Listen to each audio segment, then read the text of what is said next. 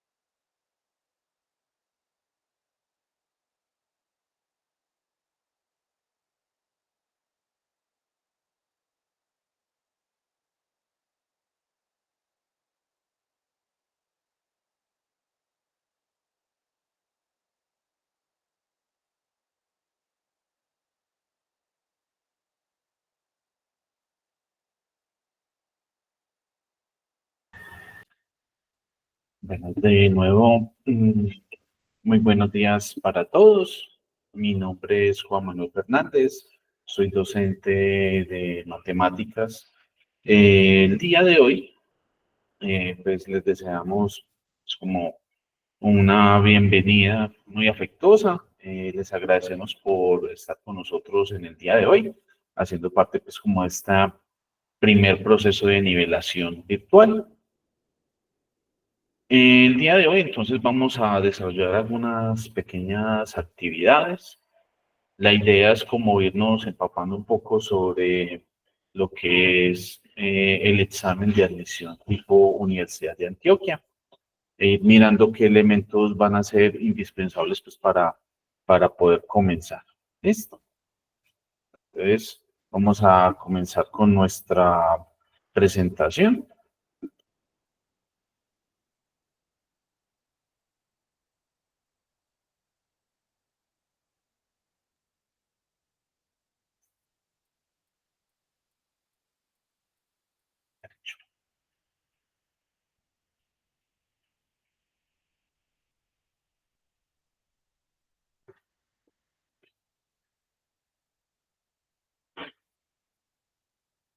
Listo. Entonces, vamos a comenzar por aquí. Entonces, el día de hoy. Entonces, inicialmente vamos a empezar con la parte de razonamiento lógico. ¿Listo? Entonces, cuando hablamos de razonamiento lógico para el examen de la Universidad de Antioquia, vamos a hablar de este listado de temáticas que vamos a poder visualizar acá. Por aquí vamos a mirar, por ejemplo, los temas de aritmética, fracciones, etcétera, etcétera. Todos estos son más o menos algunos de los temas que generalmente suelen presentarse en la evaluación. Aquí vemos que están discriminados algunos por colores. Vemos que las temáticas que están señaladas de color, en color rojo son aquellas que son prioritarias para la presentación del examen.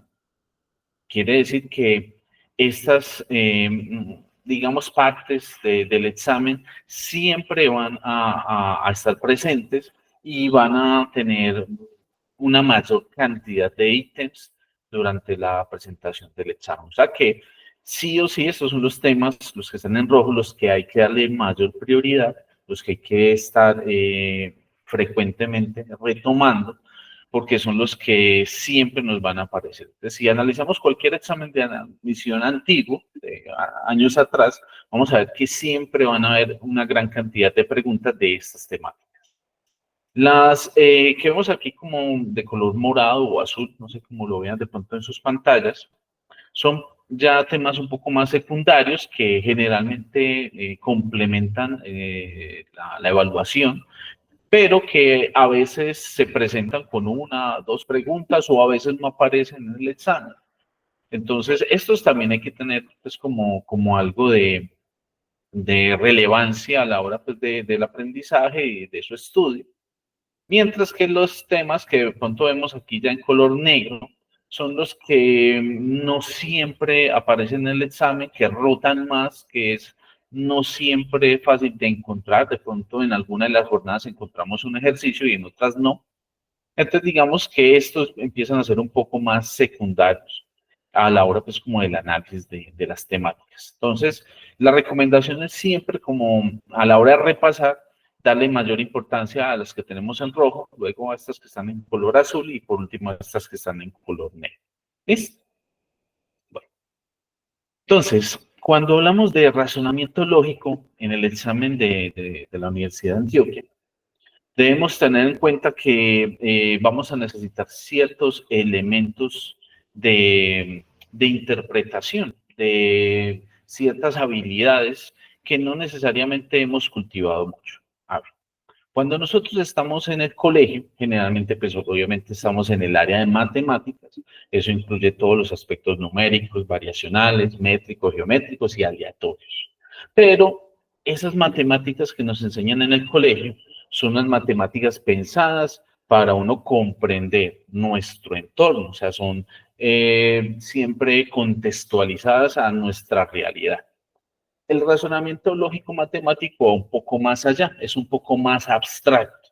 Entonces no necesariamente van a ser situaciones tan cotidianas como las que acostumbramos en matemáticas cuando estamos en el colegio. Entonces por eso es un poco difícil para la mayoría de personas cuando presentan el examen, porque van a ver que eso que me preguntan no es familiar para mí, que me preguntan cosas un poco raras, tiene un lenguaje un poco ambiguo para mí.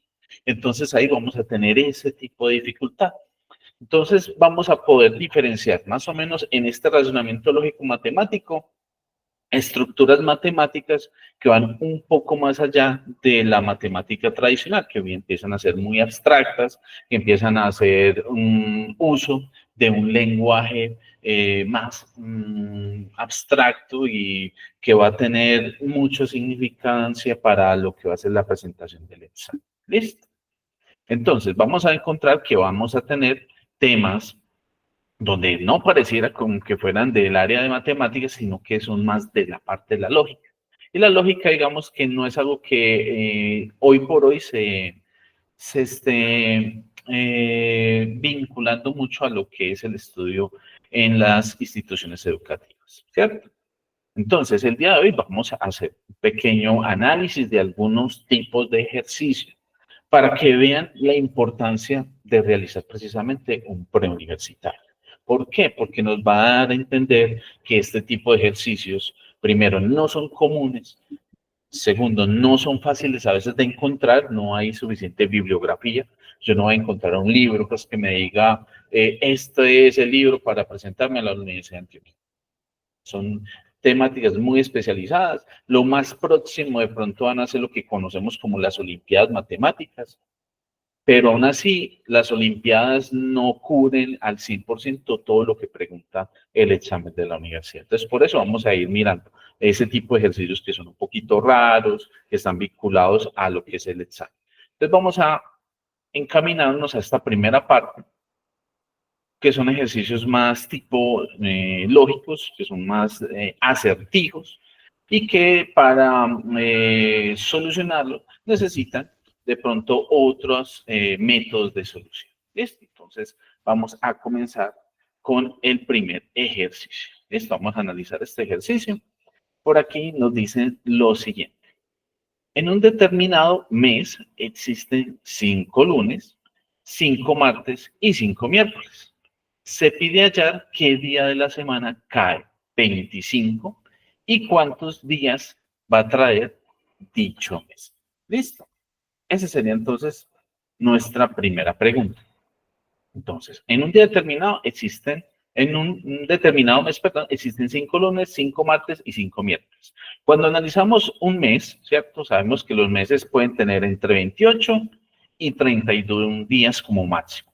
Y que no es muy frecuente que tenga 5 veces un mismo día, ¿cierto? Me refiero pues como a lunes o a martes o a miércoles en este caso. Entonces, para que eso ocurra, lo más probable es que en este mes empiece precisamente en estos días, lunes, martes y miércoles, y que a su vez también termine en los mismos días.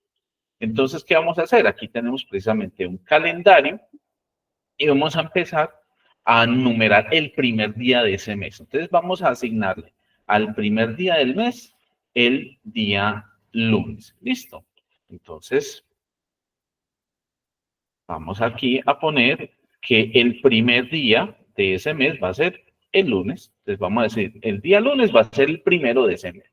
Entonces el martes sería el día 2, el miércoles va a ser el día 3, el jueves sería nuestro día número 4, y así sucesivamente los vamos a ir numerando, y serían los primeros 7 días de ese mes. Vemos que ese mes entonces empezó el lunes, y la primera semana pues vamos aquí hasta el domingo.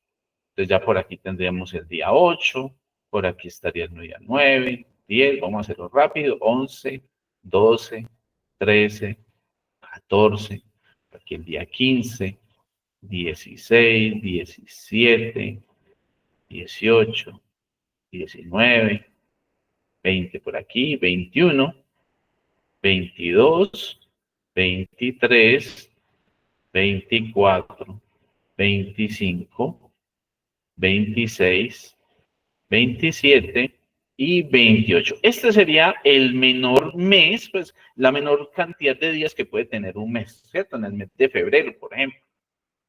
Pero como vemos, ahí no tendríamos los 5 lunes y los 5 martes y los 5 miércoles. Apenas tendríamos 4 lunes, 4 martes y 4 miércoles. Entonces, para poder que se cumpla esta característica, debemos agregar más días. Entonces tendríamos que el día número 29 sería un lunes, el número 30 sería un martes, y para que tengamos los 5 miércoles sería obligatorio que tuviéramos 31 días. Entonces, como vemos aquí, vamos a tener que lunes vamos a tener un total de 5, martes vamos a tener un total de 5 y miércoles vamos a tener un total de 5 días en ese mes. ¿Listo?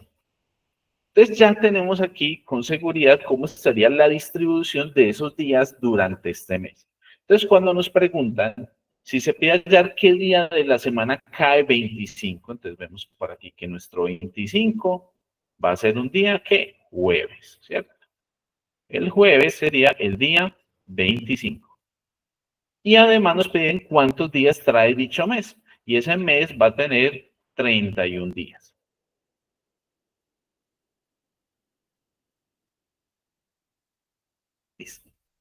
Entonces, como vemos, es un tipo de ejercicio de lógica, ¿cierto?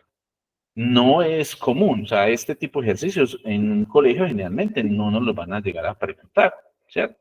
Relacionados con los días de la semana. Son ejercicios más de análisis lógico-matemático. Entonces empiezan a ser un poquito diferentes. Ahora, el método de solución, pues no es nada del otro mundo, es simplemente establecer y empezar a hacer esas suposiciones respecto a cómo podría estar conformado ese mes en esta situación. ¿Listo? Entonces ahí empezamos bien, empezamos con ejercicios un poquito diferentes a algo habitual.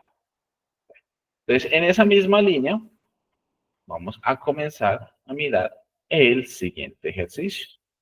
¿Listo? Aquí tenemos entonces nuestro ejercicio número 2. Vamos a ver qué nos están diciendo por acá.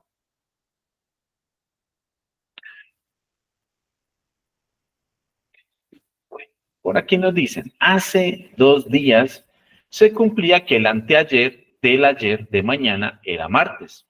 ¿Qué día de la semana será cuando a partir de hoy transcurran tantos días como los días que pasan desde ayer, de anteayer hasta el día de hoy? Listo, entonces miren que parece un trabalenguas, parece un juego de palabras, donde va a ser muy fácil confundirnos para poder interpretar la situación y poder encontrar la solución que necesitamos, ¿cierto? Bueno, entonces, ¿cómo podemos comenzar a hacer el análisis de este tipo de ejercicios? Listo. Lo primero que podemos hacer es hacerlo una interpretación más numérica de la situación. Listo. Pasar esto a una forma más simple de analizar. Entonces, para hacerlo, vamos a por aquí a nombrar a nuestros días, ¿cierto? Nosotros vamos a poner, por ejemplo, por aquí el día de hoy. Este va a ser nuestro dato central. Y sabemos que si tenemos el día de hoy, los días que siguen, pues generalmente van a ser el día de mañana, luego va a ser el día de pasado mañana, y así sucesivamente vamos a tener pues más días hacia la derecha, ¿no es cierto? En el futuro. Todos estos días estarán pues en el futuro y este pues que es nuestro presente. Pero en el pasado vamos a contar, por ejemplo, con el ayer. Hacia la izquierda tendremos el ayer. A la izquierda tendremos antier o antes de ayer, como lo queramos nombrar.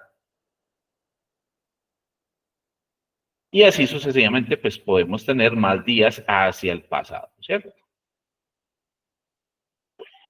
Entonces, como el día de hoy es el presente, nosotros para poder analizarlo de una forma más sencilla, generalmente al día de hoy siempre le asignamos el 0. Es el día presente, estamos en el hoy. Y en el futuro, por cada día que pasa, pues le vamos a ir asignando una unidad más. O sea que en el presente vamos a tener por aquí el +1.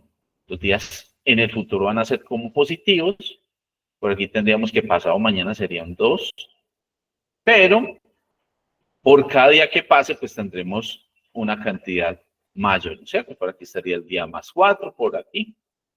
Y en el pasado, por aquí estaría el día -1, por aquí el día -2, por aquí el -3 y por aquí el -4. O sea que a estos días le podemos asignar un valor numérico. Eso es lo que queremos ver ahí, ¿cierto? A los días se le puede llegar a dar un valor numérico de acuerdo con la posición que tengan respecto al día de hoy. Los días hacia el futuro tendrán un valor positivo, los días hacia el pasado tendrán un valor negativo. Entonces, con esto podemos empezar a interpretar la información que tenemos. ¿Listo? Entonces, vamos a primero a analizar qué información tenemos por aquí a la mano. Entonces, vamos a poner, por ejemplo, por aquí esta información. Entonces, por ejemplo, aquí nos dice, hace 2 días, aquí tenemos, hace 2 días, se cumplía que el anteayer del ayer de mañana era martes. Listo. Entonces, vamos a interpretar esta información y vamos a intentar darle valores numéricos. Entonces, cuando nos dicen hace 2 días, esa expresión hace 2 días hace relación a un tiempo pasado. Hace 2 días es -2. Entonces, vamos a hablar de -2 días. Entonces, vamos a anotar eso. -2 hace alusión a hace 2 días. Luego, unos días se cumplió el anteayer. ¿Qué es el anteayer? Esta cantidad, ¿cierto? Anteayer o antier o antes de ayer es un -2 también. Entonces, ahí tenemos otro -2. Entonces, hace 2 días se cumplía que el anteayer del ayer, el ayer, ¿qué es en nuestra escala? Es un -1. Entonces, ahí tenemos -1. Del ayer de mañana, entonces mañana, ¿qué lugar ocupa en nuestra escala? El +1. Entonces aquí estaría de mañana, +1. Era martes, o sea que esto tiene que ser igual a un martes. Pero aquí podemos hacer cuentas. Vamos a sumar números enteros. Entonces, si hacemos esta simple suma, sería -2. Y -2 nos da -4. Y -1 nos da -5. Y si le sumamos 1, nos da -4. -4, resulta que ese día -4 es igual a un martes. Listo. El -4 en esta situación nos va a representar al día martes. O sea que nosotros ya sabemos que este -4 que tenemos aquí nos va a representar al día martes. O sea que con esto ya podemos establecer una relación de orden entre los días. El día -4 es martes, o sea que el día -3 será un miércoles. El día -2, que es el antier, será un jueves. El día de ayer será un viernes. El día de hoy tiene que ser un sábado. El día de mañana será domingo. El día de pasado mañana tendrá que ser un lunes. El día siguiente, entonces ya empezará a ser otra vez martes. Y el día que sigue será otra vez miércoles. Listo. Entonces aquí ya tenemos una relación entre los nombres de los días de la semana, la relación entre el pasado y el futuro de los días y la relación numérica que hemos establecido, ¿cierto? Entonces ya sabemos cómo nombrar a todos estos días dependiendo de la situación que nos dé. Entonces ya con eso resolvimos esta primera parte, ¿cierto? Sabemos que este día que tenemos aquí es un martes, el -4, llegamos a esa conclusión. Bueno, ahora, ¿qué nos preguntan? Nos preguntan, ¿qué día de la semana será cuando a partir de hoy transcurran tantos días como los que pasan desde el ayer de anteayer hasta el día de hoy? ¿Listo?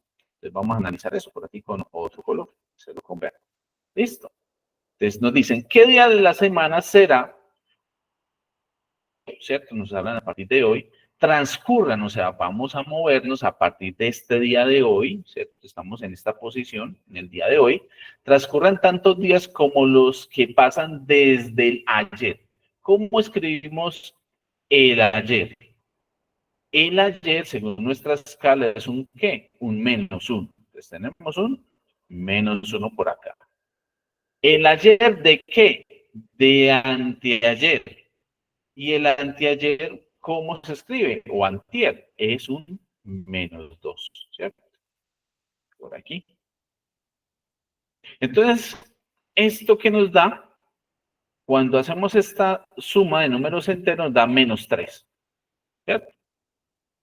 O sea que ahí están transcurriendo ¿cuántos días? Están transcurriendo 3 días en total. Entonces, si van a transcurrir 3 días, cuando aquí nos dicen, cuando a partir de hoy transcurran tantos días como, aquí, entonces, si estamos en el hoy y acabamos de encontrar que van a transcurrir 3 días, entonces vamos a contar 3 días a partir de aquí. Entonces sería por aquí 1, 2 y 3. Hacia aquí están transcurriendo un total de 3 días a partir de hoy. Entonces eso es lo que nos dicen ahí. ¿Qué día de la semana será cuando a partir de hoy transcurran, ¿qué? 3 días, que es lo que acabamos de encontrar con esta situación. Entonces, cuando han transcurrido esos 3 días, vemos que en esta posición, ¿qué día de la semana va a ser? Va a ser un martes. Entonces, esa sería la respuesta que nos piden en esta situación. ¿Listo? Entonces, de esta manera, podemos hacer un análisis numérico a partir de esta situación, ¿cierto? Que ven que es un ejercicio muy lleno de expresiones, ¿cierto? Un poquito difíciles de analizar, ¿cierto? Cuando nos dan los días de esta manera, hacer cálculos sobre qué realmente día de la semana será, se vuelve un poquito más complicado de analizar. ¿Listo?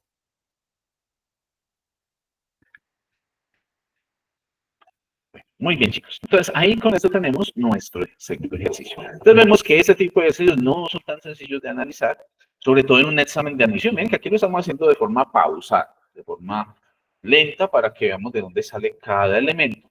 Pero ya en un examen de admisión se vuelve complicado por el tiempo que vamos a tener para poder resolver este tipo de ejercicios. Resulta que en el examen de admisión, en promedio, vamos a tener 3 minutos para resolver cada ejercicio de razonamiento lógico, ¿cierto? Entonces, no es tan sencillo solamente dedicarle 3 minutos a un ejercicio como este. Por eso, no es solamente más o menos tener idea de cómo se analiza, sino que hay que tener mucha práctica. Hay que practicar bastante este tipo de ejercicios. Y como decíamos, encontrar este tipo de ejercicio no es tan sencillo, ¿cierto? Porque ¿cómo se llaman estos ejercicios? ¿Qué título le pongo a este ejercicio para saber cómo ir a buscarlo? No, ¿cierto? No va a ser tan sencillo encontrar un nombre, un título apropiado para este tipo de ejercicio que me permita buscarlo en Internet. No es como cuando vemos un ejercicio de ecuaciones. Ah, es un ejercicio de sistemas de ecuaciones lineales. Y yo pongo problemas de ecuaciones lineales. ¡Pum! Me salen un montón de ejercicios. Pero ¿cómo hago para buscar este ejercicio? ¿Cómo lo nombro? ¿En qué libro voy a encontrar ejercicios de estos? No es tan sencillo, ¿cierto? Se vuelve un poquito complicado encontrar información sobre el examen. Entonces, por eso es que recurrimos generalmente ¿a qué? A los exámenes de admisión, a buscar exámenes de admisión de años anteriores, de procesos de admisión anteriores. ¿Por qué? Porque ahí por lo menos vamos a encontrar algunos ejercicios similares a lo que nos van a preguntar. Pero recuerden lo que veíamos al principio. Hay temas que no aparecen en todos los exámenes y aún así hay que estudiarlos para poder saber cómo se resuelven. Entonces, para eso habría que estudiar muchos exámenes de admisión y encontrarlos tampoco es que sea tan sencillo. Ustedes saben que buscando por internet hay grupos, de pronto por Facebook, por WhatsApp, donde van a encontrar de pronto ese tipo de información, pero no van a estar organizados, no vamos a saber cómo estudiar, en qué orden es mejor estudiar esos temas, de qué forma, qué estrategias hay que seguir para resolverlos. Entonces, si vemos estos, de pronto este tipo de estrategia, a algunos se le puede ocurrir, pero al que no se le ocurra, ¿cómo empieza a analizar este ejercicio? ¿Cierto? Entonces, este tipo de estrategias son las que uno ya debe tener antes de llegar al examen. ¿Para qué? Para que allá no sea sino aplicar los métodos más sencillos para resolver los ejercicios. ¿Listo? Entonces vamos a seguir con más ejercicios que nos permitan ir analizando cómo es el comportamiento. Por aquí, entonces vamos a seguir con el siguiente ejercicio.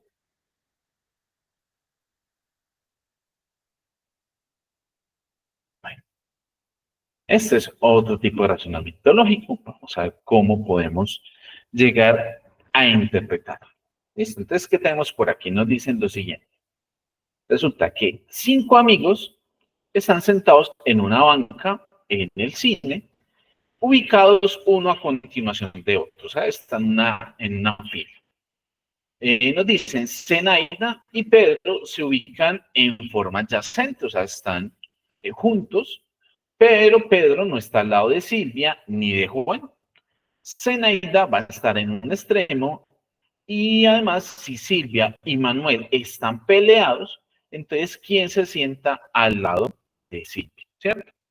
Bueno, entonces esto es un tipo de ejercicio que llamamos de acertijos de ubicación, ubicaciones espaciales, porque hay que ubicar en este caso personas, pero pueden ser animales, pueden ser objetos, y hay que ubicarlos en un orden, ¿cierto?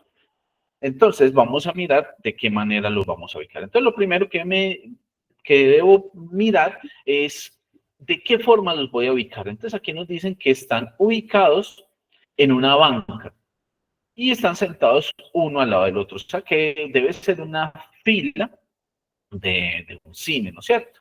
Y tenemos que son 5 amigos, entonces vamos a dibujar 5 espacios precisamente. Entonces vamos a hacer 5 espacios para intentar ubicar a esas 5 personas.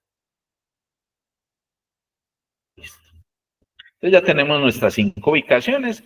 Aquí será la parte de la izquierda y aquí la parte de la derecha, ¿cierto? Bueno, entonces lo ideal es comenzar ubicando a las personas que ocupen un lugar fijo en este orden. Entonces, por ejemplo, por aquí nos hablan de Zenaida. Nos dicen que Zenaida se sienta en un extremo. Entonces, solamente hay 2 extremos. Está el extremo izquierdo o el extremo derecho. En este caso lo puedo ubicar en cualquiera de ellos, pero después de ubicarlo, ya todos los demás van a empezar a ubicarse respecto a esta persona. Entonces, yo voy a decir que Zenaida esté en el extremo izquierdo. ¿Listo? Por aquí va a estar la señorita Zenaida. Listo, que está sentada en el extremo izquierdo. Entonces, ahora, a partir de eso, voy a intentar ubicar, nos decían, 5 amigos están sentados en una banca en el cine, ubicados uno a continuación del otro. Zenaida y Pedro se ubican en forma adyacente, o sea, que están sentados juntos. O sea, que eso nos indica que Pedro tiene que estar a su derecha, ¿cierto? Ellos dos van a estar junticos, en la misma fila, uno al lado del otro. Listo, ahí tenemos esa primera parte. Zenaida y Pedro se ubican en forma adyacente. Pero luego nos dicen, Pedro no está al lado de Silvia ni de Juan. O sea que en el siguiente asiento no puede estar ni Silvia, por aquí no podrá estar ni Silvia, y tampoco puede estar Juan. Entonces en esta no puede estar ni Silvia ni Juan. Entonces, ¿cuántas personas nos quedan para poder ubicar ahí? ¿Cierto? Entonces, en ese caso, iría la siguiente persona que se sentaría ahí, ¿cierto? ¿Qué persona? La que esté pues, en esta ubicación. No, aquí no nos dicen el nombre de esa otra persona, ¿cierto?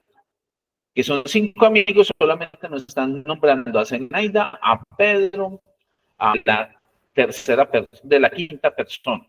Entonces esa la voy a dejar simplemente aquí pues como una persona X. Listo. No tengo el nombre de ella. Pero sé que no puede ser ni Silvia ni Juan. Listo. Entonces, en ese lado nos decían que Pedro no está al lado de Silvia ni de Juan. Entonces aquí tiene que estar esa persona número 5.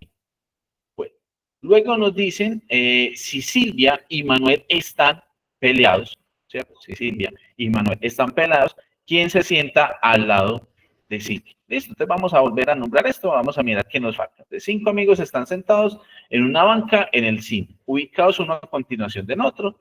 Zenaida y Pedro se ubican en forma adyacente, Pedro no está al lado de Silvia ni de Juan, y Zenaida está en un extremo, y si Silvia y Manuel están peleados, ¿quién se sienta al lado de Silvia? Entonces, resulta que si Silvia y Manuel están peleados, entonces, ¿qué pasa? Estas no pueden ser Silvia y Manuel, ¿cierto? ¿Por qué? Porque estarían juntos. Si están peleados, no pueden llegar a estar acá. Entonces, ¿qué podría pasar para poder ubicarlos? Entonces, en esta ubicación podríamos poner ¿a quién? A Manuel, ¿cierto? Entonces voy a borrar por aquí.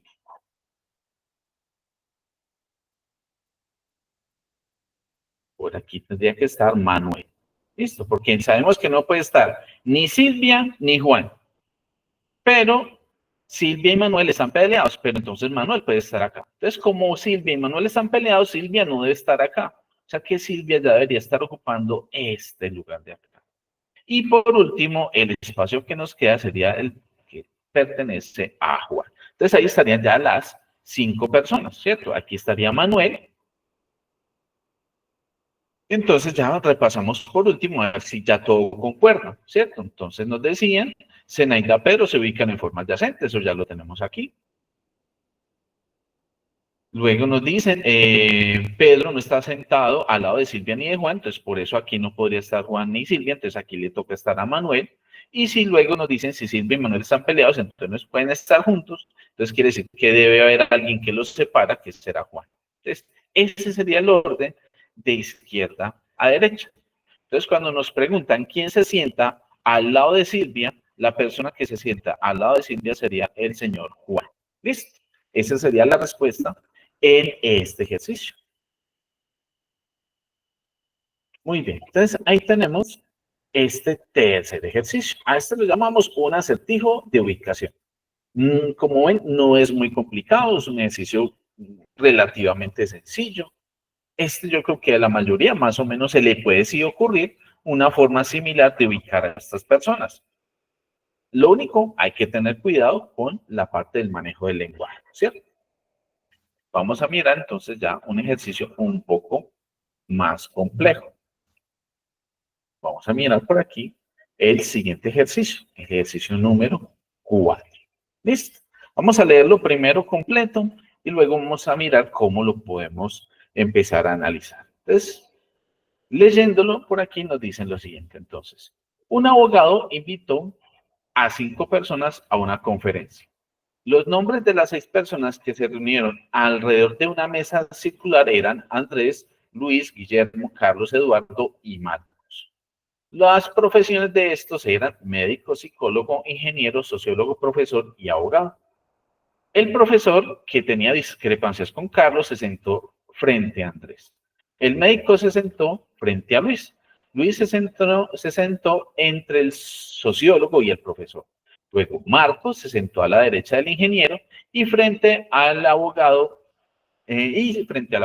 Luego nos dicen el ingeniero se sentó frente a Eduardo y junto al médico y a la izquierda del profesor. Entonces la pregunta es quién tenía discrepancia con Carlos, ¿cierto? Entonces aquí más o menos leyéndolo, lo que nos dicen es, primero hay 6 personas y que se sentaron o que se reunieron alrededor de una mesa circular. Entonces todo gira en torno a ubicarlos alrededor de una mesa, ¿cierto? Entonces, precisamente para poder ubicarlo, lo que vamos a hacer es, pues, aquí rápidamente, vamos a contar con esa ubicación de esas 6 personas.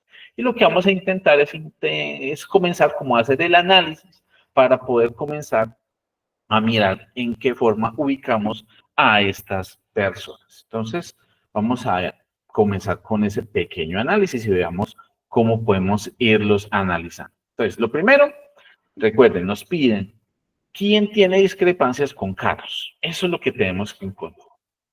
Entonces, uno de los datos que nos dan es el siguiente. El médico se sentó frente a Luis. Listo. El médico se sentó frente a Luis. Esa es la partecita que tenemos por aquí señalada. Vamos a ver por aquí.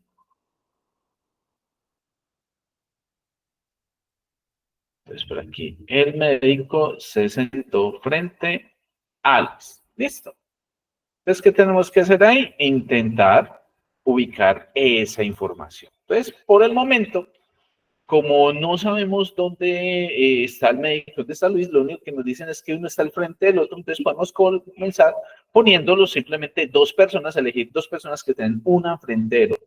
Entonces voy a empezar diciendo que esta persona de aquí va a ser nuestro médico. Esta va a ser por aquí el médico. Y esa persona que es nuestro médico se sentó frente a Luis, o sea que Luis debe estar ubicado en esta ubicación. ¿Listo? Por aquí va a estar el señor Luis. Bien. Entonces, ahí tenemos la primera parte. El médico se sentó frente a Luis. Y o sea, Luis, está entre el sociólogo y el profesor. ¿Listo? Bien, aquí nos lo dice. El médico se sentó frente a Luis. Y Luis se sentó entre el sociólogo y el profesor. Entonces, como Luis se sienta entre el sociólogo y el profesor, quiere decir que estas dos personas son el sociólogo y el profesor. Ahora, ¿en qué lugar ubicarlos? Eso todavía no lo puedo asegurar. Puede ser que esta de la izquierda sea el sociólogo y que esta de la derecha sea el profesor o viceversa. Entonces aquí a veces toca tantear, intentar ubicar una de las dos y mirar si más adelante no nos genera ninguna contradicción. Entonces voy a intentar diciendo que esta persona aquí de la izquierda sea nuestro profesor. Listo. Por aquí voy a poner profesor. Pero recuerden, de esto no estamos totalmente seguros. Puede que sí o que no. Entonces, es posible que nos toque después cambiar la ubicación. Y aquí entonces estaría el sociólogo. Listo. Entonces, ahí estaría esa parte del enunciado que nos decía que Luis se sentó. Listo. Luis se sentó entre quién? Entre el sociólogo y el profesor. Entonces, ahí estaría esa ubicación. Luis entre el sociólogo y el profesor. Bueno, listo. Entonces, ¿con qué información podemos seguir? Luego por aquí nos decían que el ingeniero se sentó frente a Eduardo y junto al médico y a la izquierda del profesor. Entonces, miren, el ingeniero se sentó frente a Eduardo junto al médico, o sea que el ingeniero tiene que estar junto al médico, o sea, aquí a la derecha o a la izquierda. Pero nos dicen que está a la izquierda del profesor y resulta que este de acá que tenemos es el profesor y esta sería su izquierda. O sea que lo más probable es que ese ingeniero esté ubicado por acá. Listo, vamos a ubicarlo aquí. Ingeniero. Este sería el ingeniero. Si ese señor es el ingeniero, nos dicen que se sentó frente a Eduardo. O sea que la persona que tiene aquí al frente, que es el sociólogo, sería Eduardo. Entonces volvemos a leer. Entonces nos dicen, el ingeniero se sentó frente a Eduardo, está junto al médico, vea que ahí se sienta junto al médico, y está a la izquierda del profesor, y el profesor, mírenlo acá, a la izquierda. Entonces, por el momento vamos bien, ¿cierto? Ahí estaría nuevamente esa parte de la información. Entonces, ¿dónde teníamos esa información? La teníamos por aquí, ¿cierto? El ingeniero se sentó frente a Eduardo junto al médico y a la izquierda del profesor. ¿Listo? Luego, ¿qué nos dicen por aquí? Marco se sentó a la derecha del ingeniero. Entonces, si este es el ingeniero, ¿cuál será la derecha del ingeniero? La derecha del ingeniero será este señor de acá. Este entonces será ¿quién? Marco. Listo. Este señor es Marco. Entonces, Marco se sentó a la derecha del ingeniero y frente a quién? Frente al abogado. Entonces, el abogado tendría que ser este señor de acá.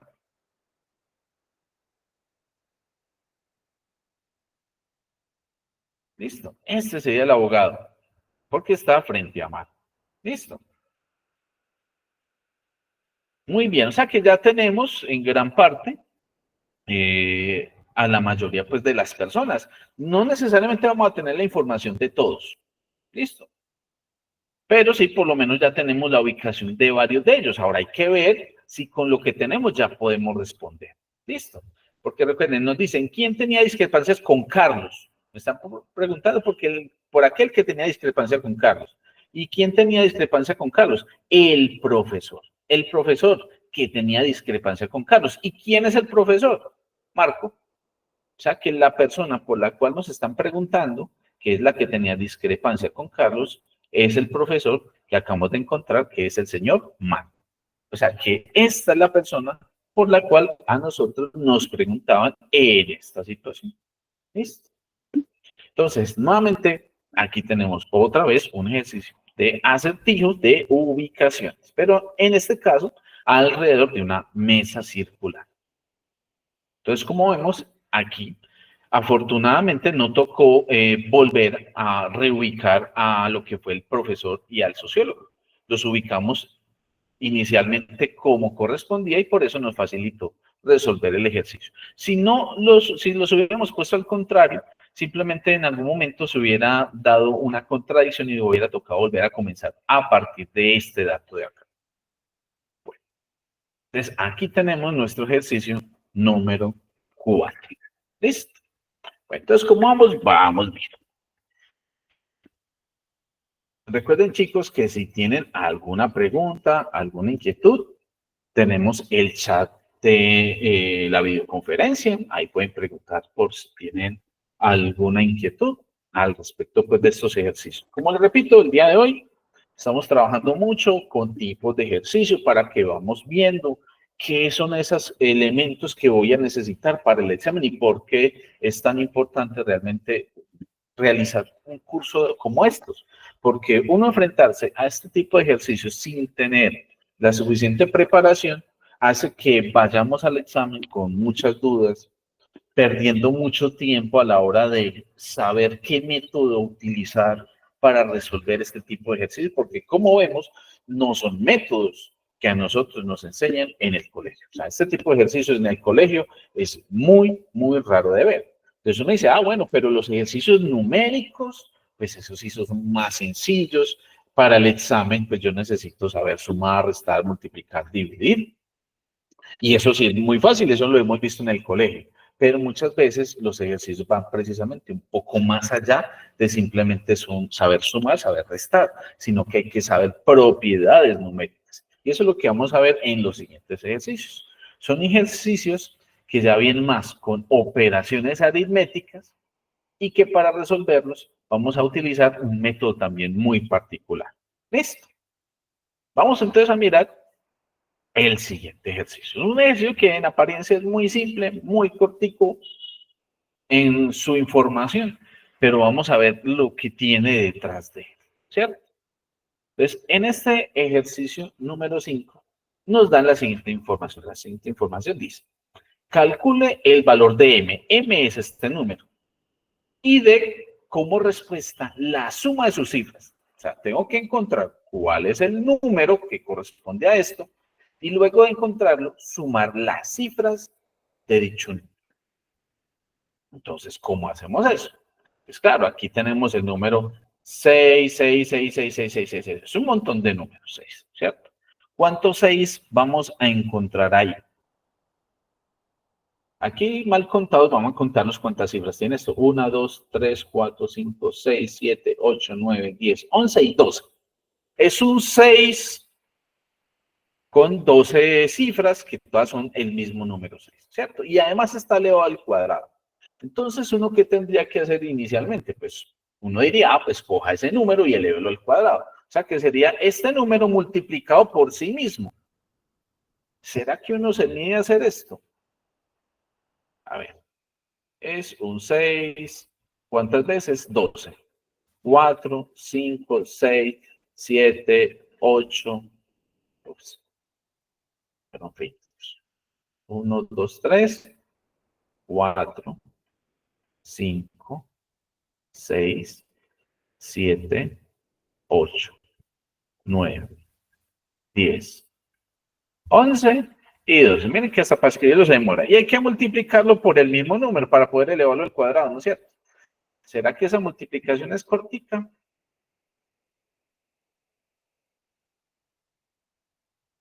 Si es una multiplicación por dos cifras, bueno, vaya y venga, pero es que esa es una multiplicación de dos números de 12 cifras. Y no solamente me piden el resultado, sino sumar después las cifras de ese resultado. Entonces, este tipo de ejercicios, cuando empezamos a mirar ese método, vamos a ver que si lo hacemos de esa manera, va a ser horriblemente largo. ¿Listo? Va a ser muy largo.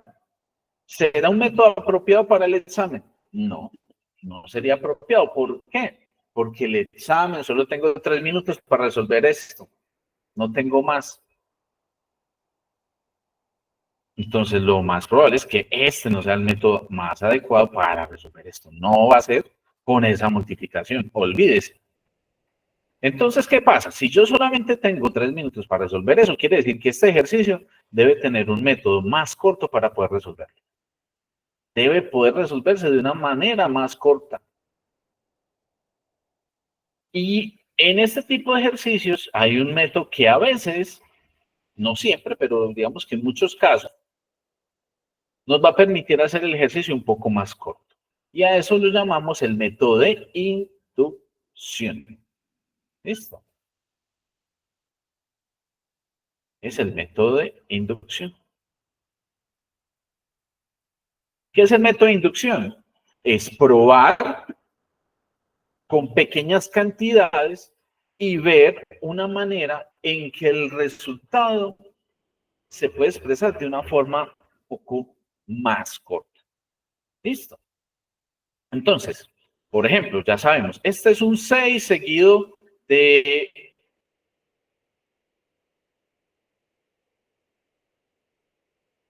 un número de son en. Pero, ¿qué pasaría si yo, en vez de tener este número tan grande, empezara simplemente con un único 6? Solamente con el primer 6 y lo elevara al cuadrado. Este número lo conocemos, es muy sencillito. Es 6 al cuadrado. 6 al cuadrado, 6 por 6, 36. ¿Cierto? Es un 36 de toda la vida.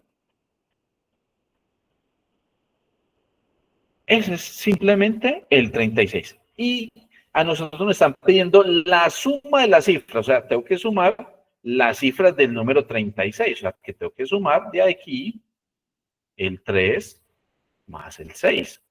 Y al sumar el 3 más el 6, eso nos da 9, ¿no es cierto? O sea, que la suma de las cifras de este número nos dio 9. Hasta ahí uno dice, bueno, hasta ahora pues nada. Eso todavía no me sirve para nada. ¿Qué pasa si yo ahora en vez de tener simplemente el 6, tuviéramos el 66? Ya voy a coger dos cifras. Voy a coger dos cifras. Sería 66 al cuadrado. Si hacemos 66 al cuadrado, sería 4.356. Esta, que es un poquito largo, digamos que se puede calcular, pues tampoco es imposible, ¿no es cierto? 4.356. Entonces, ¿qué pasa? Yo tengo que sumar sus cifras. Entonces, yo tengo que sumar el 4 con el 3, con el 5 y con el 6. Si sumamos esas cifras, el resultado es 18. Uno dice 18, bueno, hasta ahora como que todavía no tanto, ¿no es cierto? Probemos una última vez a ver qué pasa. Entonces ya voy a coger simplemente 3, 6 y lo voy a elevar, perdón, aquí al cuadrado, ¿cierto? O sea que sería el 666 elevado al cuadrado. Si se lo multiplicáramos, si lo multiplicáramos, nos daría el número 443.556. Aquí lo hago de una vez para no demorarnos demasiado, ¿cierto? Listo. Ese sería el número al elevar 666 al cuadrado.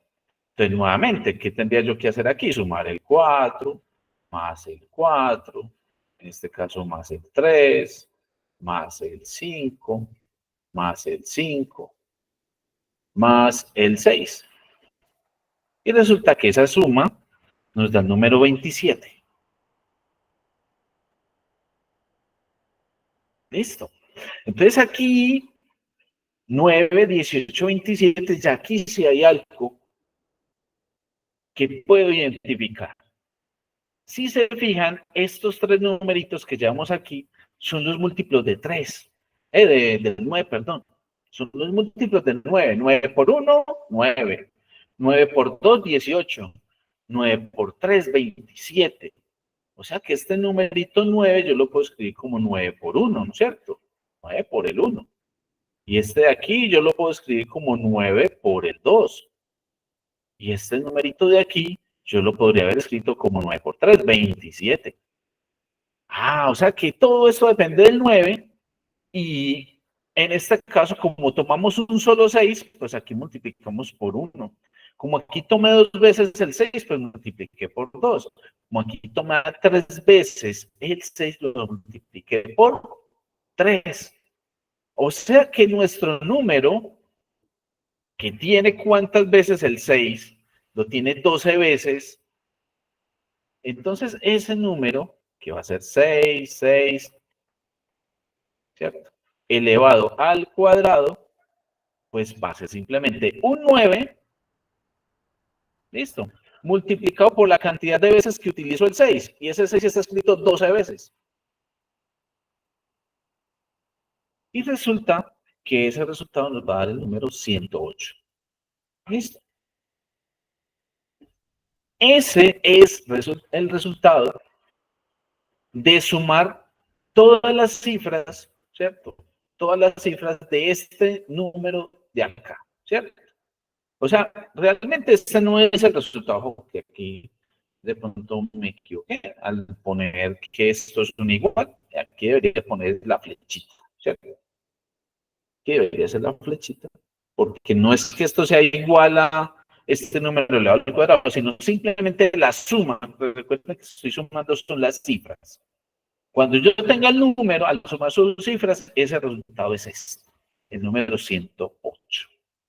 Entonces, a esto lo llamamos el método de inducción matemática. ¿Listo? El método de inducción matemática es un método de demostración, es demostrar un resultado a partir de una generalización de una propiedad. Entonces, aquí encontramos una propiedad, y es que al elevar este número al cuadrado y a sumar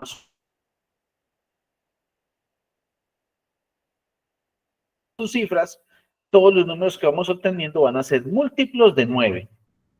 Y que ese múltiplo de 9 lo puedo encontrar simplemente multiplicando 9 por la cantidad de 6 que estoy utilizando en esta operación, que es elevar al cuadrado. ¿Listo?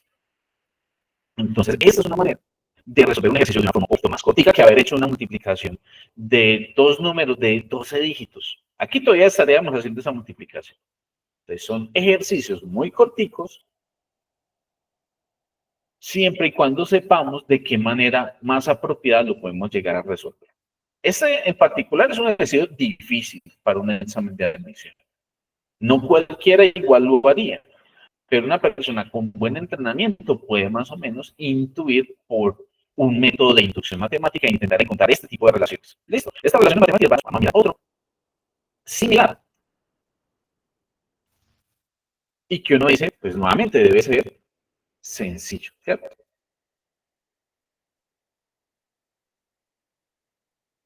Entonces aquí tenemos nuestro ejercicio número 6, ¿cierto? ¿Qué nos dicen acá en este ejercicio? Nos dicen lo siguiente, entonces, ¿cuántos cerillos, estos son fósforos, son cerillos, conforma la torre mostrada? ¿Listo? ¿Cuántos cerillos están conformando esta torre que nos muestran acá? Pero hay que tener cuidado, ¿por qué? Porque es que aquí, en esta pequeña torre, resulta y sucede que tenemos unos puntos suspensivos, ¿cierto? Por aquí hay unos puntos suspensivos que de pronto no están muy señaladitos. Yo voy a ponerlos por aquí un poquito más grandes para que se vean bien. Todos estos son puntos suspensivos. Quiere decir que aquí hay muchos cerillos intermedios, muchos fósforos que no los ponen todos porque sería muy largo de hacer, ¿cierto? Eso. Entonces, cuando ponen estos puntos suspensivos, recuerden que simplemente están diciendo aquí, en el intermedio, hay muchos más cerillos haciendo esta construcción, ¿cierto? Entonces yo tengo que encontrar una manera apropiada de encontrar esa cantidad. Y resulta que una forma de encontrar esto es muy similar a lo que acabamos de hacer, al ejercicio anterior. ¿Por qué? Porque es precisamente un cálculo matemático a partir de esta figura.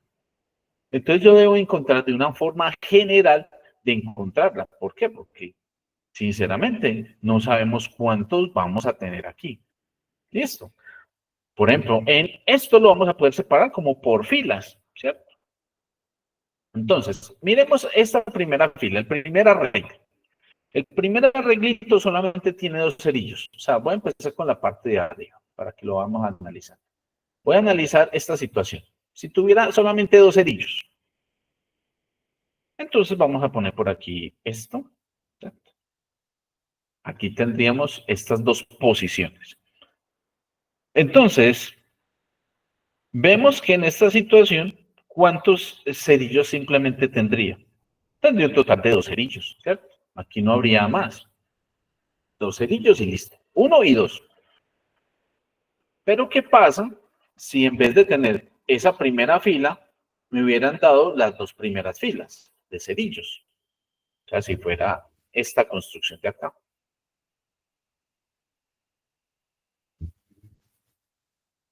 ¿Listo? O sea, tomando estas 2 primeras de aquí, ¿cierto? Entonces, ¿qué pasaría en esa situación? Entonces, aquí tendremos como la suma de estas cantidades. Tendría 1, 2, 3, 4, 5 y 6 cerillos. Entonces, en la primera tendríamos 2. En esta tendríamos 6 cerillos, ¿cierto? Y voy a simplemente poner este por aquí.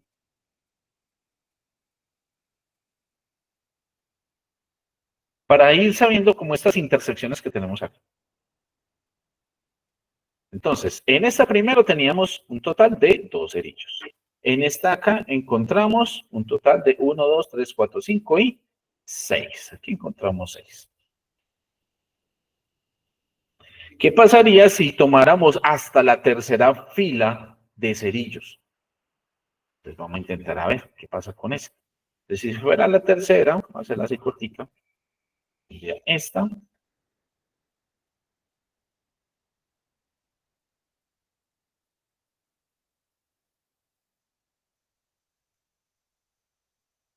Aquí tendría el 1, por aquí 2, por aquí 3 y por aquí 4.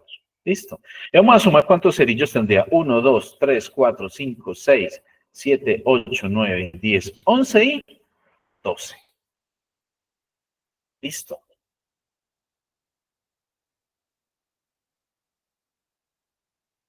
Entonces, a partir de este arreglo, yo debo intentar encontrar de qué manera puedo encontrar estas cantidades. ¿Cómo puedo encontrar este 2? ¿Cómo puedo encontrar este 6? ¿Cómo puedo encontrar este 12? Fácilmente. Resulta que aquí podría mirar, por ejemplo, algo que hicimos aquí. Voy a coger solamente estos dos y los voy a intentar multiplicar. Aquí. 1 por 2. ¿Cuánto da como resultado? 2, ¿cierto? Entonces, este 2 lo puede hacer como una multiplicación de 1 por 2. ¿Cómo obtuve este 6? Miren, lo puedo obtener con esta multiplicación de estos últimos dos de acá. 2 por 3. 2 por 3 es 6. Ahí obtengo ese resultado, que es el total de cerillos que tengo hasta la segunda fila. ¿Y qué pasa si tengo hasta la tercera fila, que es este que hicimos aquí en verde? Pues voy a multiplicar estos últimos porque sé que el resultado es 12 y yo sé que 3 por 4 es 12, mírenlo acá. Entonces, ¿qué pasa si hiciera hasta la cuarta fila, que sería tomando toda esta parte de arriba? Entonces, simplemente voy a nombrar esto aquí. Este sería 1, este sería 2, este sería 3, este sería 4 y este sería 5. O sea que aquí yo debería tener 4 por 5, 20. Dentro de todos estos cerillos de la parte de arriba, vamos a contar a ver si sí. 1, 2, 3, 4, 5, 6, 7, 8, 9, 10, 11, 12, 13, 14, 15, 16, 17, 18, 19 y 20. O sea que acabo de encontrar una forma práctica de encontrar la suma de todos los cerillos que hay en este arreglo.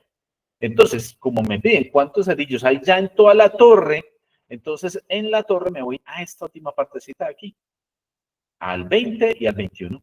Entonces ya sé que el resultado de todo el arreglo de toda la torre es simplemente la multiplicación de esos dos números. 20 por 21. Y 20 por 21 es simplemente 420.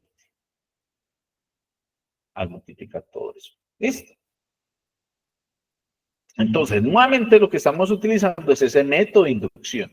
¿Por qué lo llamamos método de inducción? Porque a partir de hacerlo con cantidades pequeñas, vemos que hay una regla que se repite. Siempre que lo hago multiplicando estos valores, encuentro la cantidad de cerillos de este arreglo. Si tomo la primera fila, es 1 por 2. Si tomo la segunda fila,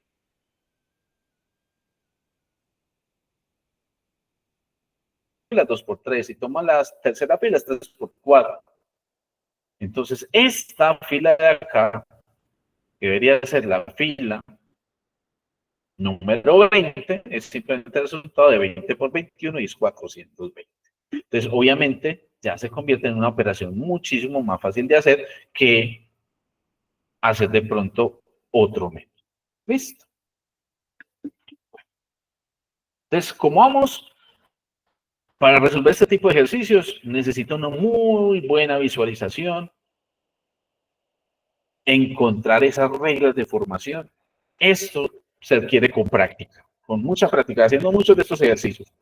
Entonces, ¿cuántos ejercicios hay que hacer de estos? Los que más puedan. Entre más ejercicios de haga eso, usted mejor preparado va a estar. Si usted apenas hizo 1 o 2 en su vida, cuando le pongan uno que en vez de tener forma triangular tiene cuadrados, ya de pronto no va a saber cómo improvisar. ¿Listo? Porque eso no quiere decir que siempre van a ser fosforitos triangulares, algo así como están. Pueden tener diferentes formas. Entonces uno es el que tiene que empezar a indagar de qué manera se generan estas regularidades, esa secuencialidad. ¿Sí? Ejercicios que este parecía muy numérico y este parecía más como de contar, ¿no es cierto? Pero tienen un método muy similar. Vamos a mirar este número 7. ¿Listo?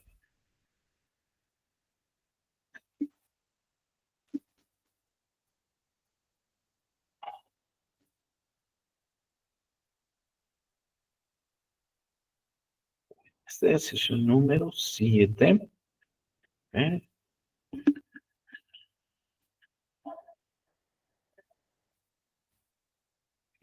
Listo, vamos por aquí a ver qué nos están diciendo. Entonces tenemos, calcule la suma de los términos de la fila 50. O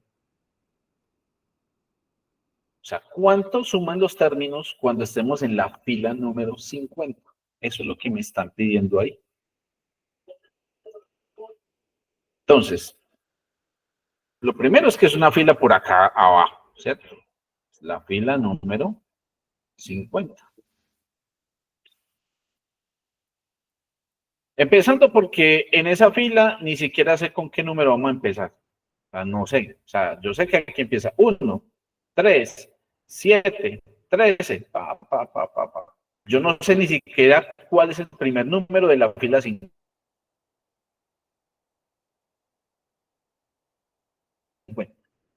Y tampoco sé cuántos números va a tener todavía. Número, la fila 2 tiene 2, la fila 3 tiene 3, la fila 4 tiene 4. O sea que la fila 50 tiene que tener 50 números. O sea que así usted encuentra el primero, encuentra el último, tiene que sumar 50 números. ¿Cuál es la ventaja? Que todos esos números que vamos a sumar son números que impares. Y esos números impares están en secuencia. 1, 3, 5, 7, 9, 11, 13, 15, 17, 19. Pero yo tengo que saber cuál es el primero que va aquí y el último que va acá y después sumar todos, y son 50. Entonces uno dice, ¿será que me toca encontrarlos así? A ver, ¿se puede? Sí. ¿Que me va a demorar? También. Pero sé que puedo llegar de esa manera, claro. Pero ¿será la forma más óptima de resolver este ejercicio? Como vemos, hasta lo que hemos hecho, posiblemente no. Hay que intentar de pronto los métodos como el de la inducción. Entonces vamos a intentar ver cuánto suman los dígitos que hay en cada una de estas filas, a ver qué pasa. Entonces empecemos con la primera fila. A ver, vamos a sumar los números que están en esa fila. No son muchos afortunadamente. Entonces en la primera fila solo hay un número. Si lo sumamos, solamente nos da 1, ¿cierto? La suma nos da 1. Pero ¿qué pasa en la segunda fila? En la segunda fila hay que sumar estos dos numeritos, el 3 más el 5. Y ese 3 más 5 nos da el resultado, ¿cuánto? 8. Bueno, ese es el resultado de los números que hay en la segunda fila. ¿Cuál sería el resultado de los números que están en la tercera fila? Sería 11 más 9, 20 más 7, 27. Esa sería la suma de los números que están en la tercera fila. Para la cuarta tendría también que sumar los 4 números que están ahí. Sería 13, más 15, más 17, más 19. Eso sería 64. Esa es la suma de los números que están ahí, ¿cierto? Aquí estoy sumando todos esos números. Listo. Bueno, pero entonces hasta ahí, ¿qué veo? Sí, tengo la suma, pero ¿cómo estos resultados me permiten llegar al resultado de la fila 50 más rápido? Ah, bueno. Entonces aquí hay que tener ojo. Estos números que están aquí no son cualquier número. Es el 1, el 8, el 27, el 64. Resulta y sucede que estos son los números cúbicos. Cuando veamos el tema de sucesiones, vamos a ver que hay unas sucesiones de números que se utilizan mucho en el examen. Por ejemplo, la sucesión de los números pares, la sucesión de los números impares, la sucesión de los números dobles, la sucesión de los números cuadrados y la sucesión, por ejemplo, de los números cúbicos, que es esta que estamos viendo aquí. ¿Y cuál es esa sucesión? Por ejemplo, resulta y sucede que los números cúbicos son el 1 elevado a la 3. ¿Qué es el 1 elevado a la 3? El 1. ¿Y qué es el 8? Es un 2 elevado a la 3. Por eso son números cúbicos. 2 a la 3, 8. Y el 27 es simplemente el número 3 elevado a la 3. Y el 64 es un 4 elevado a la 3. Por eso entonces los llamamos cúbicos porque son los números naturales elevados a la potencia de 3. Y resulta que la fila 1 es el 1 elevado a la 3, la fila 2 es el 2 elevado a la 3, la fila 3 es el 3 elevado a la 3, la fila 4 es el 4 elevado a la 3. O sea que ya podríamos llegar a una conclusión, que en la fila 50 el resultado va a ser ¿qué? El número de la fila, que es 50, elevado a la 3. Ese debería ser el resultado. ¿Y cómo tengo 50 a la 3? Es simplemente 5 por 5, 5 por 125, por 5, 125. Listo. Y le agregamos los 3 ceros. Ese sería 50 elevado a la 3. 5 por 5, 25. Por 5, 125. Y le agrego los 3 ceros. Listo. Entonces, la suma de todos los números que están en la fila 50 es 125. ¿Listo? Entonces, miren que no era un número pequeñito. Eran 50 números que al sumarlos me dan como resultado 125. Entonces, no basta simplemente con encontrarlos, saber cuál es el primero de esa fila, cuál es el último, sino que hay que sumarlos todos. Eso se podría hacer con una cosa que hacemos que se llama la suma de términos de una progresión aritmética. Pero aún así, haciéndolo de esa manera, sería largo, porque me toca encontrar cuál es el primer término, el último, y después sumarlos todos. Entonces se vuelve un poquito más dispendioso. En cambio aquí, lo estamos haciendo de cierta forma otra vez, de cierta forma como por inducción matemática, porque estoy encontrando una regla que se repite, y es que la suma de los valores en cada fila obedece a la secuencia de los números triangulares. Esa es la hipótesis que encontramos y ya con eso encontramos el valor de breve. Pero de otras maneras se llega a la solución, pero es mucho más largo. Entonces, en el examen, no es solamente, primero, saber hacer el ejercicio, obviamente hacerlo bien, sino que además de eso hay que hacerlo lo más rápido posible, porque el examen no es solamente un examen de hacer la mayor cantidad de preguntas, sino hacerlo en el menor tiempo posible. Chicos, cuando uno presenta el examen de admisión de la Antioquia y realmente lo hace a conciencia, lo normal es que a veces incluso el tiempo esté muy justico, muy rayadito. O sea, que no me sobre tiempo, sino que antes de pronto me pueda llegar a quedar faltando. Lo mejor que uno le puede pasar es que las personas que se van a presentar a la misma carrera de uno se levanten antes de tiempo. Usted cuando presenta el examen de la Antioquia tiene 3 horas y usted ve personas que se están levantando 1 hora y media después, a las 2 horas de haber empezado ya se están levantando. Chicos, este examen de admisión no se hace en 2 horas. En 2 horas usted no alcanza a hacer bien estos ejercicios, a menos pues que sea una mente prodigiosa. Y si es una mente prodigiosa, ni siquiera tendría que haber hecho el examen, sino que ya tendría beca desde hace rato. Pero para nosotros los mortales, nos toca hacer el examen y nos toca competir contra el reloj. No solamente contra el examen, sino contra el reloj, porque es un examen con tiempo límite. Y realmente no hay mucho tiempo para resolver estos ejercicios. ¿Listo? Entonces, por eso les he dicho, máximo para resolver cada ejercicio de razonamiento lógico son más o menos 3 minutos. Promedio 3 minutos. Este ejercicio, si lo hubiera hecho de otra manera, me puede demorar 5 minutos o más. Claro, en el examen resulta que hay ejercicios que compensan el tiempo. Hay ejercicios que usted con leer lo tiene la respuesta y se demoró 1 minuto en un ejercicio. Y hay otros ejercicios que se demoró 5 o 6 minutos. Pero si todos los ejercicios usted se demora 5 o 6 minutos, entonces no le va a alcanzar el tiempo. ¿Listo? Entonces por eso hay que tener cierto tacto, cierta metodología, leer muy bien estos ejercicios y encontrar el método apropiado para aplicar en cada situación. Entonces se necesita mucha práctica. ¿Listo? O sea que usted al día, para estar bien preparado aquí al examen, usted debe emplear por lo menos unas 6, 7 horas al día de estar estudiando todo el día. ¿Para qué? Para estar preparado, pues sobre todo si se va a presentar a carreras de alta demanda. Que es que usted se va a presentar a una carrera sencilla. Pues, siendo sinceros, pues casi con un puntaje cualquiera puede pasar, porque hay carreras que solo presentando el examen prácticamente pasa. Pero para las carreras de alta demanda, como medicina, como ciertas ingenierías, esas carreras que son más complicadas, que necesitan unos puntajes muy altos, resulta que usted no va a tener tanta facilidad, necesita responder la mayoría de las preguntas muy bien y tenerlas todas en su mayoría pues bien buenas, que no le queden faltando preguntas por resolver, ¿cierto? Entre más preguntas buenas tenga, mucho mejor. Entonces, por eso hay que ser más eficaces con el tiempo. Bueno, veamos otro ejercicio. Ya tenemos tiempecito. Vamos a mirar por aquí este ejercicio número 8. Vamos a ver.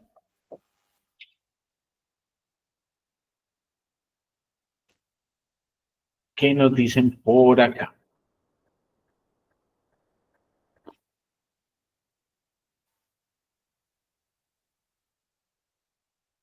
Vamos a leerlo.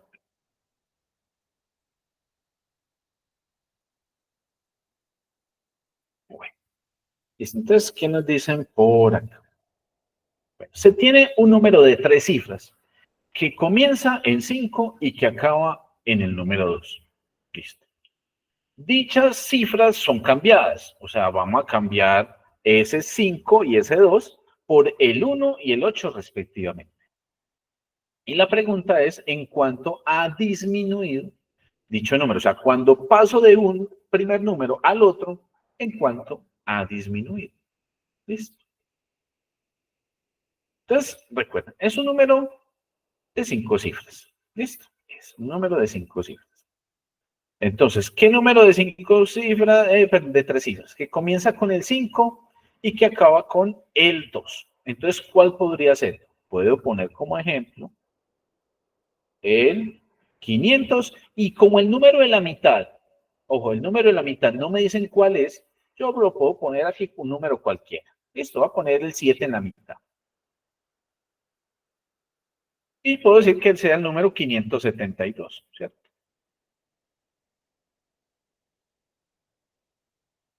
Y lo único que nos dicen es que ese número, las cifras son cambiadas. ¿Cuáles? El 5 y el 2. Este 5 y este 2 la van a cambiar por un 1 y un 8 respectivamente. O sea que el 5 ya no va a ser 5, sino que es un 1. Y el 2 va a ser por aquí, es que un 8. Pero el número de la mitad va a seguir siendo el mismo. ¿Listo? Ese número de la mitad va a seguir siendo exactamente el mismo. ¿Listo? Entonces, lo que nos dicen es que pasamos del 572 al 178. Recuerden, este 7 es un número cualquiera. Aquí no nos dicen cuál era. Yo puse, por ejemplo, ese 7, pero puede poner un 3, puede poner un 9, cualquiera. ¿Listo? Lo importante es el primero y el último, que los cambiamos por un 1 y un 8. Luego nos preguntan, ¿en cuánto ha disminuido dicho número? Entonces, como hay que mirar cuánto ha disminuido, pues simplemente hacemos, ¿qué? La resta, ¿cierto? Aquí podemos hacer nuestra resta y con eso podemos encontrar esa pequeña disminución. Entonces habría que restar 572 menos 178, ¿cierto? Entonces con eso podríamos encontrar nuestra solución. Entonces vamos a hacer esa resta. Entonces aquí hacemos la resta, sería 12 menos 8, por aquí sería 4. Por aquí sería entonces 16 menos 7 sería 9. Aquí sería 4, 4 menos 1, 3. Sería 394. Y miren que es indiferente de que el 7 sea cualquier otro número. Por ejemplo, si yo hubiera puesto el 532 y aquí hubiera puesto el 138, miren que el resultado va a ser indiferente de ese número. No importa. Aquí sería lo mismo. Sería 12 menos 8, 4. ¿Listo? Aquí sería 12 menos 3, 9. Aquí sería 4 menos 1, 3. Bien, el resultado es el mismo, no importa este número acá, el resultado siempre nos va a dar el mismo.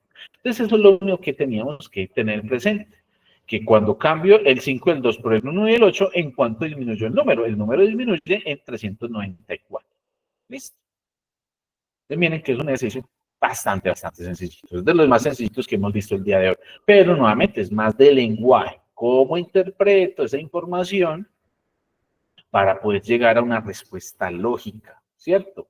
Que eso es lo que nos pasa en la mayoría de las veces con los problemas de matemáticas. Bueno, uno entiende estas palabras, pero en su conjunto, ¿qué hago con eso? ¿Qué me está diciendo el ejercicio que haga? Entonces ahí es donde tenemos que tener ese lenguaje matemático, esas operaciones que nos indican y intentar, ¿cierto? Esto no se logra de la noche a la mañana, yo tengo que intentar y mirar de qué forma puedo empezar a encontrarle relación a esa información que tengo ahí. ¿Listo? Listo, chicos. Entonces, como vemos, aquí tenemos este pequeño resumen. Aquí teníamos más ejercicios. Yo creo que nos da tiempo para un último. Vamos a intentar hacer este último. ¿Listo? De pronto el 10 no nos da tiempo, pero yo creo que este 9 sí nos da. Para que nos vayamos con un último ejercicio de razonamiento. Vamos a ver. Entonces, ¿qué nos dicen en este último ejercicio que vamos a ver? Es lo siguiente. Tenemos un matemático tiene 3 números. Luego lo suma de 2 en 2. O sea, suma el primero con el segundo, el primero con el tercero y el segundo con el tercero. Y al hacer eso, obtiene otros 3 números que van a ser el 13, el 17 y el 24. Nos piden halle el mayor de esos 3 números que teníamos ahí. ¿Listo? Entonces, ¿cuál es la cuestión? Que yo no conozco esos 3 números. Tengo 3 números y es lo único que me dicen. Entonces voy a decir que esos números sean los números A, B y C. Entonces voy a tener los números A, B y C. Esos son mis 3 números. Los voy a llamar así. ¿Qué hago con esos 3 números? Me dicen, los sumo de 2 en 2. O sea que voy a sumar A con B, luego voy a sumar A con C y luego voy a sumar B con C. ¿Por qué? Para sumarlos como en orden, porque la idea es que A sea menor que B, o sea, A sea el menor, luego B sea menor que C y C sea el mayor. O sea, A es el menor, B es el de la mitad y C es el mayor. ¿Listo? Entonces, al sumar los dos primeros, los dos menores, a sumar A y B, pues al sumar los dos menores debo tener la menor de las sumas. ¿La menor suma es cuál? 13. Es la menor suma. Por eso tengo 13. Luego, si sumo el primero con el último, A más C, obtendría el número intermedio. Y finalmente, si sumo los últimos 2 números a los mayores, que son el B y el C, obtendría como resultado el 24. ¿Listo? Ese es el resultado de sumar los números de 2 en 2. Pero a mí me están pidiendo hallar el mayor de los números. Si necesito hallar el mayor, necesito encontrar el valor de C. Eso es lo que me van a preguntar, porque ese es el mayor. ¿Listo? Tengo que encontrar el valor de C. Bueno, entonces, ¿qué puedo hacer? Resulta y sucede que yo puedo sumar esta parte de la izquierda y puedo sumar esta parte de la derecha. Vamos a sumar esta parte de la izquierda, de la igualdad. Si sumo A más A, obtengo 2 veces A. Si sumo B y esta B de aquí, obtengo 2 veces B. Y si sumo este C con este C, obtengo 2 veces el C. Y en el otro lado de la igualdad sería sumar 13 más 17 más 24. Esa suma nos da 54. ¿Listo? O sea que 13 más 17 más 24 es 54. Pero resulta que esto lo puedo escribir así, como 2 veces A más B más C.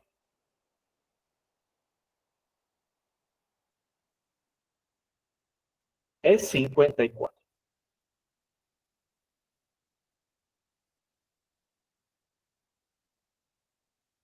Listo. Bueno, entonces, ¿ahora qué puedo hacer? Resulta y sucede que si yo divido a ambos lados por 2, simplemente me va a quedar que en el lado izquierdo vamos a tener A más B más C, porque al dividir 2 con este 2 se cancelaría, y al dividir aquí 54 entre 2 nos va a dar la mitad, que sería 27. ¿Listo? O sea, saqué mitad de ambos lados. Y al sacar mitad de aquí, se cancela el 2, y aquí dividido entre 2 da 27. Listo, entonces, ¿cómo hago ahora entonces para encontrar la respuesta? Yo necesito encontrar la C. Pero es que resulta que ustedes por aquí ya tienen una cosita, y es que A más B, ¿cuánto daba? 3. Este pedacito de aquí, que es A más B, vale 13. O sea que es como tener 13 más C igual a 27. Entonces ya de ahí solamente tengo que despejar el valor de C. Entonces sería que C es igual a 27 menos 13. Y eso nos va a dar 14 en total. O sea que el valor del número C simplemente era 14.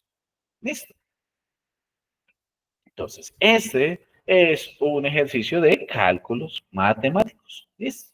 Un poquito uno podría decir que parece un ejercicio de ecuaciones, sí, de cierta forma se pudo resolver como si fueran ecuaciones. Un cálculo sencillo, que es muy típico de exámenes como el de la Universidad de Antioquia. Bueno, chicos, vamos entonces a dejar aquí. Mañana a la misma hora, a las 10 de la mañana, vamos a continuar explorando algunos ejercicios adicionales como para irnos empapando con lo que más o menos vamos a ir necesitando en la parte de las matemáticas para resolver ejercicios típicos del examen de la Universidad. Como vemos, no hemos hecho operaciones muy difíciles. Listo, hasta el momento hemos hecho ejercicios bastante sencillitos, pero que tienen un razonamiento bastante pues, más complejo de lo habitual. Por aquí alguien había levantado la mano, alguien iba a preguntar a los chicos antes de irnos.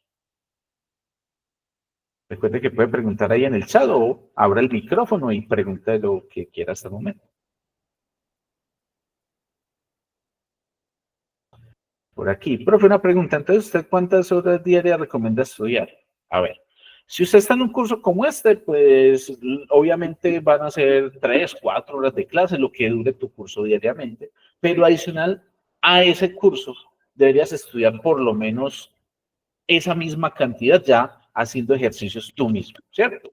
O sea que si tienes un curso de 3 horas, pues tienes que estudiar tú solito otras 3 horas diarias para garantizar que estás apropiando lo que estás viendo en clase, porque es que chicos, uno sentarse en clase a mirar lo que el profesor hace, uno solamente mirando lo que el profesor hace, uno no aprende. Este tipo de ejercicios se aprende en la medida en que uno mismo se pone a hacer los ejercicios. Entonces, como mínimo, la misma cantidad que inviertes en la clase es la misma cantidad de tiempo que debes invertir en tu estudiar por aparte. Pero entre más tiempo, mejor, ¿cierto? O sea que estamos hablando de que diariamente 6 horas entre la clase y lo que tú estudias. Pero puede ser que en total en el día estudies 6 o más horas, ¿cierto? Tampoco es que te vas a clavar 10 horas al día, porque uno también necesita un descanso, necesita pues como refrescar la mente, hacer otras actividades, ¿cierto? Entonces, esa es más o menos la recomendación, estudiar en total entre las clases y tu estudio personal entre 6 y 8 horas diarias para tener un buen ritmo de estudio. Y eso es lo mismo que vas a tener que estudiar en la universidad, o sea, no va a ser diferente. En la universidad, cuando estés allá, normalmente vas a tener unas 4 horas de clase diarias y el resto tú lo tienes que dedicar a estar estudiando de forma autónoma. ¿Para qué? Para garantizar que te vaya bien dentro de la universidad. O sea, que esto no es diferente de lo que uno debe estar acostumbrado a estudiar en la universidad. Que van a haber épocas donde vas a tener que dedicarle más. Claro, en la universidad hay veces que uno tiene que estudiar hasta 12 horas entre las clases y estar preparando, por ejemplo, los parciales. Pero entonces, claro, depende de la época del año, te va a exigir estudiar más o estudiar menos. Entonces, al principio del curso, uno está estudiando 6 horas diarias, pero al final del curso hay que repasar más. Pueden ser 8, pueden ser 10 horas o más. Si no estudias como mínimo eso, no vas a tener suficiente apropiación de las temáticas y se te va a ir olvidando todo lo que veas, porque este curso dura 4 meses como mínimo. Si yo dejo de repasar las temáticas que he visto anteriormente, voy a llegar al examen y se me habrá olvidado todo. Entonces, por eso, no solamente estudiar los temas nuevos, sino repasarlos. ¿Es de mucha dedicación? Sí. Por eso los mejores, los que pasan a la universidad, son los que generalmente le dedican más tiempo y que tienen los mejores métodos de estudio, ¿cierto? Entonces, nosotros estamos para eso, para ayudarles con esos métodos de estudio, para darle formas de resolver esos ejercicios, ayudarles con esa interpretación desde el lenguaje, pero no para enseñarles a sumar, a restar, a multiplicar y a dividir. Esas bases uno las tiene que tener ya. Claro, uno si está muy pegado en eso, pues hay que refrescarlo. Al principio del curso hay que refrescar todo eso y en la medida que usted recuerde todas esas herramientas básicas, ahí sí dedicarse a los problemas, que es lo que estamos viendo el día de hoy. Bueno, chicos, no les quito más tiempo. Ya a continuación vamos a tener un poquito de competencia lectora. Vamos a estar con otro docente que los va a acompañar un rato más. Entonces, les agradezco mucho por su visita, por estar aquí compartiendo este espacio. Recuerden que este video los vamos a subir también a la página de Instruimos. Van a estar colgados en YouTube oficial de Instruimos, por si de pronto lo quieren volver a mirar o si de pronto tienen alguna duda, también pueden preguntarnos más adelante. Entonces, les pido un permiso y dejamos así. Mañana nos vemos. Entonces, que estén muy bien y que tengan un feliz resto de día. Hasta luego. Chao. Con mucho gusto. Chaito.